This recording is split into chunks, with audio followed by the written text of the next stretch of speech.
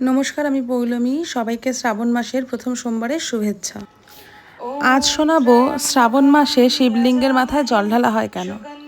শ্রাবণ মাসে শিবলিঙ্গে জল ঢালার প্রথা হিন্দু ধর্মের একটি প্রাচীন আচার। এই মাসটি বর্ষাকালীন সময় পড়ে, যখন প্রকৃতি থাকে সজীব ও শীতল। পৌরাণিক কাহিনীতে বলা হয়, সমুদ্র মন্থনের সময় সৃষ্ট মহাবিষ হলাহল যখন সমস্ত সৃষ্টি ধ্বংসের মুখে ফেলে, তখন ভগবান শিব সেই বিষ পান করে নিজের কণ্ঠে ধারণ করেন। এর ফলে তার শরীর অত্যন্ত উত্তপ্ত হয়ে ওঠে।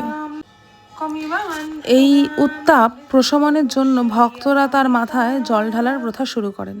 বিশ্বাস করা হয়, শ্রাবণ মাসে শিব তপস্যায় মগ্ন থাকেন এবং এই সময়ে পূজা করলে ভক্তরা বিশেষ ফল লাভ করেন। শিবলিঙ্গে জল ঢালার মাধ্যমে তাকে শীতল রাখা হয় এবং সেই সঙ্গে নিজের মনও শুদ্ধ করা হয়। এ মাসে উপবাস, জপ ও শিব পূজার মাধ্যমে ভক্তরা তার কৃপা লাভের আশায় থাকেন।